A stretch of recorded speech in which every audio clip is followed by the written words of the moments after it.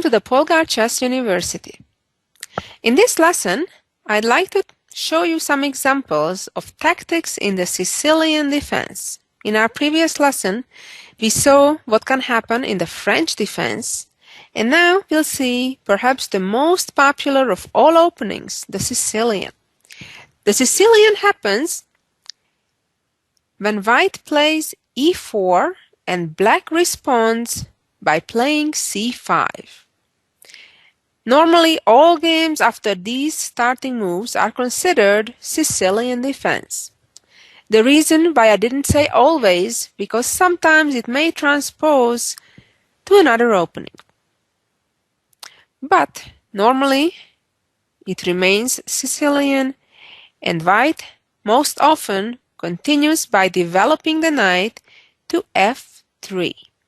Here white wants to play d4 as soon as possible to occupy the center. Black has many different ways to react to this opening. Black can try to develop his bishop by playing right now or in a couple of moves g6, which is typically considered a dragon variation, and there are various forms of that. Or black would play d6 or e6 to open up the diagonals of the bishops, or move one of the knights out to c6. We shall see various games to see examples for the different choices.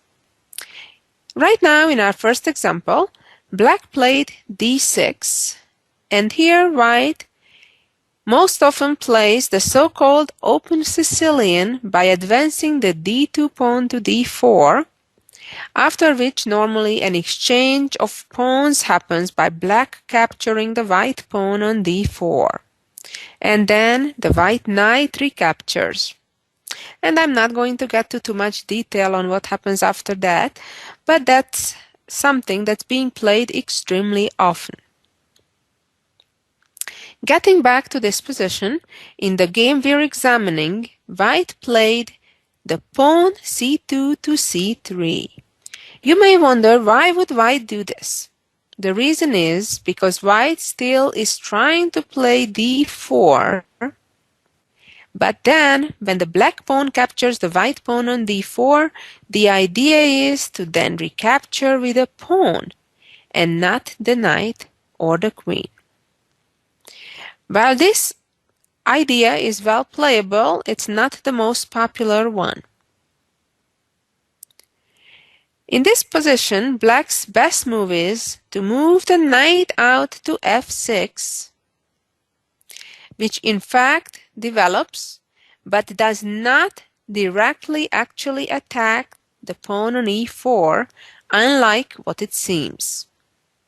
To demonstrate that, let me show you that even if the white bishop does not go to d3 to protect that pawn, but for example moves simply to e2, that would be an extremely tricky move, because now knight takes pawn would be a blunder, because it would position the knight onto an unprotected square, allowing a fork immediately by queen a4 check. And then on the following move, after black blocks the check, the knight is gone. So that certainly would be an unpleasant trap. Of course, with that being said, after the knight move right now to f6, and then, for example, bishop e2, by no means is black forced to capture that pawn, and of course they shouldn't. They can simply play e6 or g6 and then develop the dark squared bishop from f8. In this particular game, black responded by playing knight c6, developing the other knight. This is somewhat inferior. We shall see why. White played d4 as planned. The pawn is sufficiently protected by another pawn and the knight, and in fact there is even an extra piece, the queen, protecting it. Now white has two plans. On one hand, one option would be, if white could make another move, to advance the pawn to d5, and then the black knight wouldn't have a very comfortable square to go to. For example, if black plays knight f6 and then d5, if now the black knight would try to remain in the middle of the board, then white could exchange the knights, forcing the black d pawn onto the e file, and as we can see now, black has two pawns doubled up on the e file, which would be certainly inferior than having them on independent separate files. Going back to this position, after knight f6, if now white plays d5, the knight cannot well go to a5 because the knight there would be trapped immediately by attacking the knight with b4. And the c4 square, of course, is guarded by what? The white bishop. Okay, let's go back again and see the position after d4. Black should have traded pawns on d4 and then continue developing, but instead black moved his bishop out to g4. This move pins the white knight on f3 and in fact kind of threatens to capture it. For example, if white would respond by attacking the bishop with h3, then the black bishop could capture on f3, and now white would have to choose from some unpleasant choices, either by recapturing with a pawn, which would double up pawns on the f file, or if the queen would capture, now all of a sudden there is only one defender left on white's d4 pawn, and that's not sufficient, because after pawn takes pawn, black wins a pawn. If pawn now takes on d4, the black knight from c6 would win the pawn. But white can do better here, and white played d5, which is an excellent move, attacking black's knight. Here black should have realized the trouble he may face and be more careful than he was.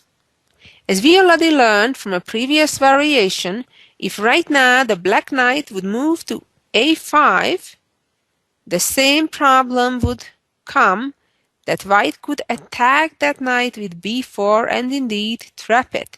Now the black knight can only move to another square that would be not safe, where it would be captured. The best choice black has is to retreat the knight to b8, which of course is never something to look forward to. In the game, black played the most natural move, but in this case it was a serious mistake. Black moved the knight to e5 in the hopes that the white knight is pinned and therefore cannot capture the black knight, and in other cases the black knight would be ready to trade on f3. The problem is that this is an exceptional situation when, even though it seems that the white knight is pinned, in reality white can still move that knight and still capture black's knight on e5. In this situation, black cannot recapture on e5 the knight without losing his bishop on g4. But how about if the black bishop will capture the white queen instead? How can this be a good deal for white? Well, normally it's not, and it cannot be. However, in this case, because the black king hasn't got to its safety zone yet, and it's in the middle, white is able to attack that king immediately by playing bishop to b5 check. As we can see, the black king is surrounded by his own pieces, and is limited by the edge of the board. As we know, there is no ninth rank.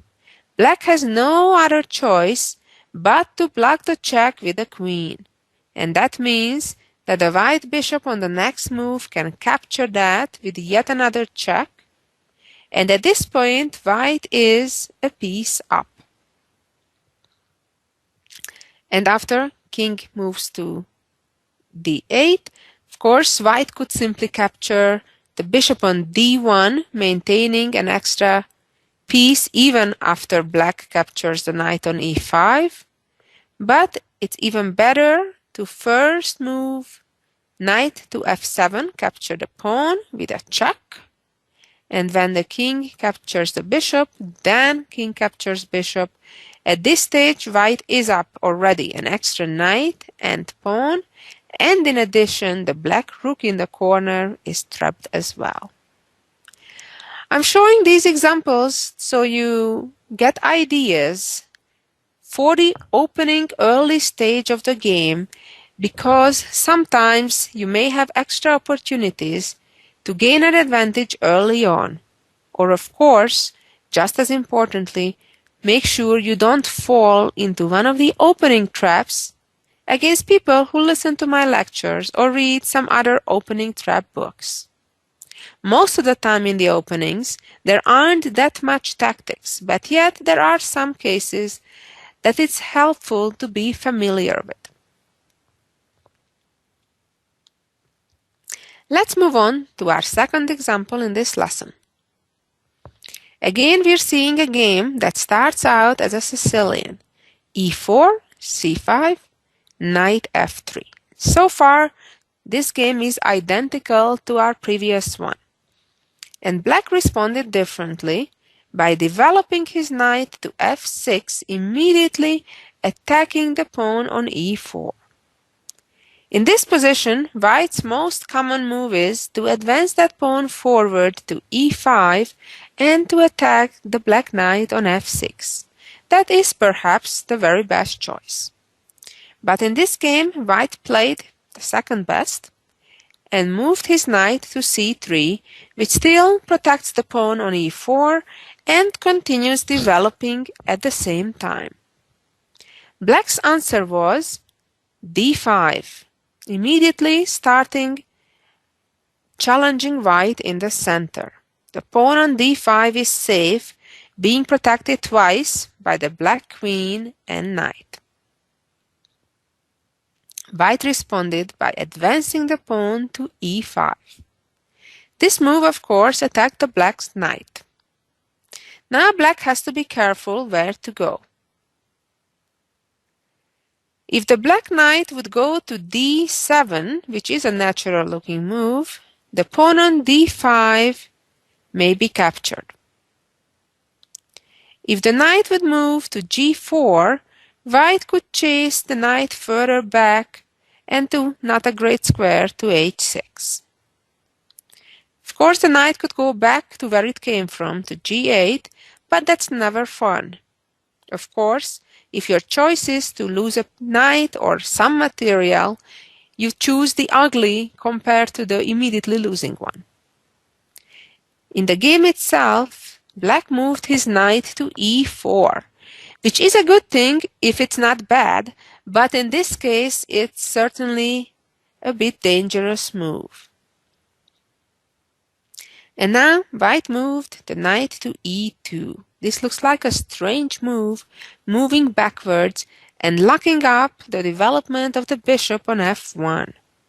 However, it's a tricky move at the same time, and black was careless, not thinking about what white is planning.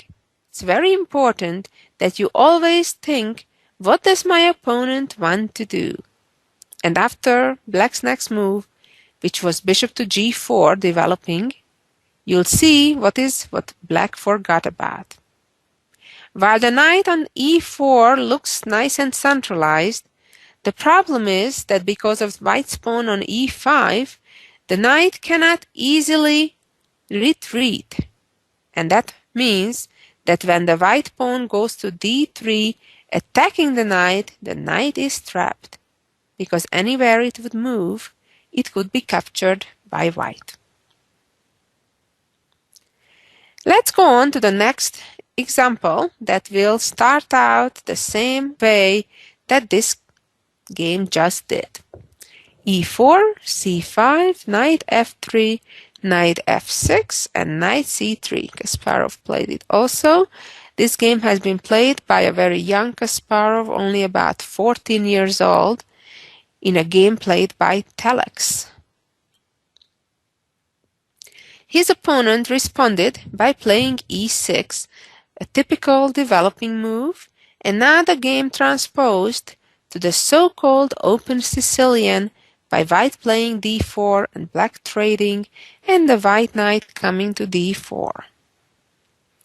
Here, black has many playable choices, probably the most common one playing the pawn to D6, preventing white's pawn advance to E5. Another move that aims to do exactly just that is to develop the knight to C6, also controlling the E5 square. Yet in this game, black chose neither of those two common options, but moved his bishop to B4, immediately creating a pin over the white knight on C3, and because of that, attacking the white pawn on E4. White here typically advances the pawn, which is the best option, attacking black's knight immediately, and black played knight to D5, again using the pin on white's knight on C3. White played bishop to D2, protecting the knight that was under dual attack. Black traded knights with the idea to force white onto a situation with double pawns on the C file. And now black has to face some difficulties. If right now the black bishop retreats to E7, then white could start an immediate attack by playing queen G4, going after black's pawn on G7. And the trick here is that black will have to make some unpleasant move, such as advancing the pawn to G6, which would weaken the dark squares on the king's side, or retreating the bishop to F8, which again doesn't look very attractive, because if black would castle right away, the white bishop would go to H6, and now threaten checkmate on G7, and the best way to avoid the checkmate is to advance the pawn, but then white would win an exchange after capturing the rook. That is why, in this position, black rather retreated the bishop immediately back to F8. Of course, that doesn't look very nice either. White continued developing, as he should do in the early stages of the game. Black played D6, trying to get rid of white's pawn on E5, which, as we've seen, can be really unpleasant, taking away important squares from black. And the response was queen E2, and this was the critical moment of the game where black went wrong. We can see that already at this moment white is very nicely developed with all his pieces, when black has all the pieces back on the 8th rank. This doesn't look good. Nevertheless, black can get in serious trouble by making a careless move, which black played knight D7. Looks like a normal developing move, but in this case, because black is already so much behind development, this already loses material. And here is the elegant combination that Garry Kasparov pulled off. Knight E6, capturing the pawn but sacrificing a knight. First of all, what happens if black captures that knight? Well, the check arrives with queen h5. If now the black king moves out to e7, white could respond with the bishop check on g5 and at least win back the sacrificed material with an advantageous position. Even worse would be trying to hang on to the material advantage by playing g6, because then white would capture that and sacrifice the bishop, followed by king e7 and bishop g5, where black would end up losing even a whole lot more material.